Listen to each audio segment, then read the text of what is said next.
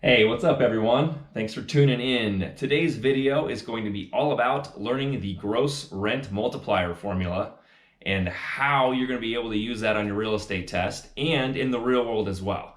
So I'm going to actually jump on the computer. I'm going to show you a couple problems and work them for you to make more sense of why we're using it, the purpose of it, and how you can translate it between different factors. I know that's going to be kind of scary because it sounds like algebra, which a lot of you are probably feeling a little nauseous thinking about that right now. So I'm going to make that nausea go away. I'm going to help you get through your real estate exam, and then I'm going to show you how to use this formula in the real world once you get your license to evaluate properties in a simple and efficient way and determine values and if it's a good purchase or not. So you can help your clients with it. You can help yourself as an investor. It's a cool tool to use. It's just one of the many that we can actually use in the real estate world. And we'll just make it fun and easy, okay?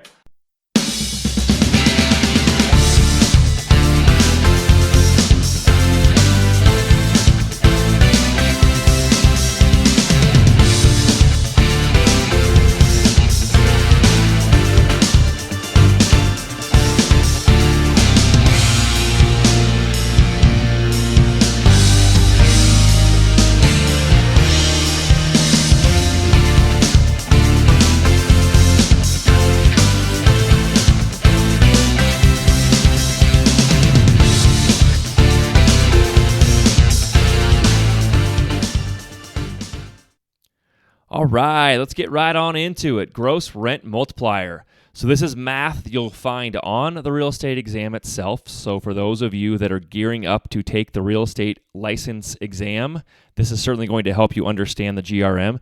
And you're going to find you're going to be using this out in the real world afterwards. So it's certainly important to understand what you're doing and not just be a robot and memorize some sort of formula for a test. So let's get right on into it. What is gross rent multiplier? Okay, so the GRM is the ratio of the price of real estate investment to its annual rental income before accounting for expenses such as property taxes, insurance, and utilities. That is important to understand because there is another formula called cap rate, which I know I've addressed, and I've done another video on the cap rate itself and how to figure that out and what it's for. I'll cover that a little bit at the end of this video as well, but it is different than the cap rate because the cap rate accounts for vacancies and expenses as well. So this is a different formula for evaluating income properties. All right. So what the GRM really is doing is calculating the number of years a property would take to be paid off by accounting for the rental income received as is on the property. So basically the information you're getting now saying how much you're going to collect in rent on a certain property will determine the number of years before you're free and clear on this property because of the rental income and you've paid off your mortgage. Okay, so it's the number of years determined. All right, so that being said, let's figure out how to and what this formula is. Okay, so the GRM is calculated by price divided by rent. All right, so the gross rent multiplier formula is P divided by R equals GRM. This formula can be used in many different calculations, which means we're solving for a variable. And if that sounds familiar, it is because everyone in here, hopefully, if you haven't, then we'll go through it as well, has taken algebra. And I'm sure for a lot of people right now, you're getting ready to puke again. It's okay. Take a breath. This is going to be simple and easy. All algebra is solving for a variable, okay? It's just finding the missing value while knowing all the other given values ahead of time. If you remember this formula, x plus y equals z, don't start sweating. You're going to be fine. Okay, so ready? Let's go and start our first example, and we'll make more sense of this. And math is fun. Trust me. I'll make it fun for you on this one. All right, so example 1, property A is listed for $585,000. The monthly rent for all the units combined, we'll just, we're not going to determine anything. We're going to keep it simple. The monthly rent, and this is something to keep in mind on the test. Make sure you're reading monthly versus annual. If it says annual rent, there's a step you don't need to do, and I'll explain that here in a minute. So this one says monthly rent, okay, is $5,916.67. So we need to find what the gross rental multiplier is. All right, so P divided by R equals GRM, or in this case, GRM can be X. Okay, so replacing those values, price is $585,000 divided by the rent, which is $5,916.67 monthly. So we have to we have to multiply that by 12 to get our annual rent, which is what we need. The rent in this equation is annual rent to find our GRM, which is X. We're solving for X every single time. I'll keep it simple, all right? So 585,000 divided by 71,000, which is 5,916.67 times 12. $5,916.67 times 12 is $71,000. That gives us a GRM of 8.24. Sweet! All right. Oh yes, 8.24. I'm so excited. 8.24 is my GRM. This is amazing. Wait. What does that mean? Okay, so what do we use this for? This GRM, we're determining how many years it's going to take to pay off a property based on current income conditions on rent. All right, so we're going to use that also to determine comparing proper values of other income properties. Okay, so potential income and ultimately evaluating the investment potential of a property. Okay, so if property A has a GRM of 8.24, property B, we have already been given, has a GRM of 9. Someone was nice enough to give us the gross rental multiplier. Okay? The list price of A, as you saw, was $585,000. The list price of property B is $625,000. So now we're trying to determine what the better investment is and what has better income based on these numbers. All right, so looks like we're doing another example. This is going to be another way to use this formula, all right? So in example 2, as I said, property B has a GRM of 9 and is listed for $625,000. We weren't provided any rental income, but someone was able to give us a GRM. Let's find that rental income then and determine what it is so we can evaluate these properties and compare them. What's going to be the better buy? What's going to be the better long-term investment? Remember, again, P divided by R equals GRM. So we're just going to turn this into a simple algebra equation and solve for X. And every time you're doing simple algebra with one variable, you're just getting that variable by itself, meaning on the other side of the equal sign, okay? Separate of the values you already know.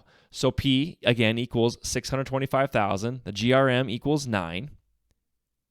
Now we need to find X, which is going to be the rent. So again, 625,000 divided by X, which is rent, equals 9, which is GRM. So all we're doing is isolating X. And how we isolate is doing the opposite of what we need to. So in this equation, if we're trying to get X by itself on the right side of the equal sign, we need to multiply X on both sides. See how it's divided by 625, right?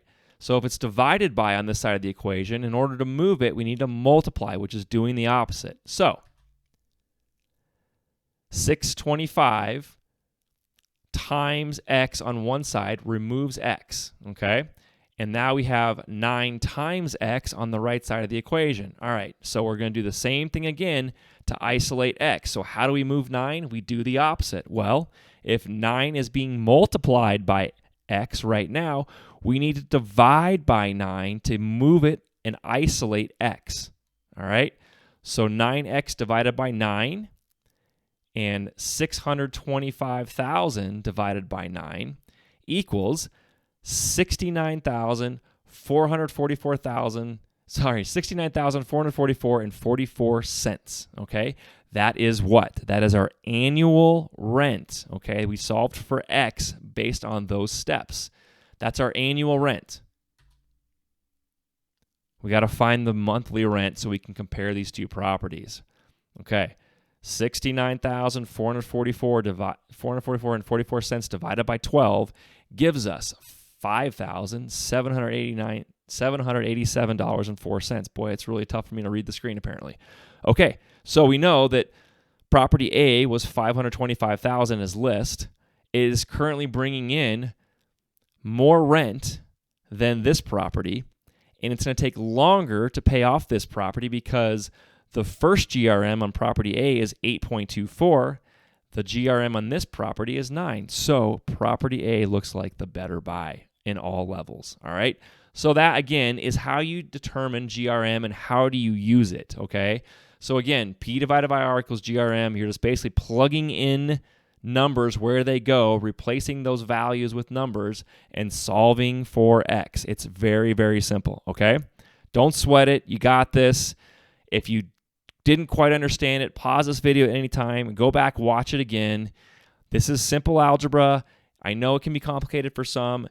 Do a few problems, just basically plug and playing numbers in so you get comfortable with solving for a variable, and then the rest will be super easy. All right, so again, I talked about using cap rate or using GRM, which is better. And basically, a cap rate is a more in-depth way to evaluate investment properties because, as I said before, it's incorporating also vacancy rate and expenses into its formula to further evaluate a number, all right? So a cap rate is different than the GRM. If you don't know what cap rate is, I made a video on it. Just go back and watch my video called What is a Cap Rate? It's also linked at the end of this video as well. You just click right on it and go to it. That'll help you understand how to evaluate a cap rate. GRM, as I talked about before, just shows the amount of time simply, it's a simple equation, that it will take to make your property a free and clear property based on the rental income for a property, and assuming the rent stays stable and you don't have vacancy. At that point, you will be able to determine how long it will take to collect the rents and pay off the property per your mortgage payment. All right, guys, there you have it. Gross Rent Multiplier explained. Now you understand how to use it, when to use it. You're going to nail it on your test, so don't worry about that. And then out in the real world, you'll be an expert at evaluating properties as you move forward. If you're new to the channel and you haven't yet, please consider subscribing. I would really appreciate that. Give me a thumbs up on the way out if you liked the video. It certainly helps spread the word of all the content I'm putting out here.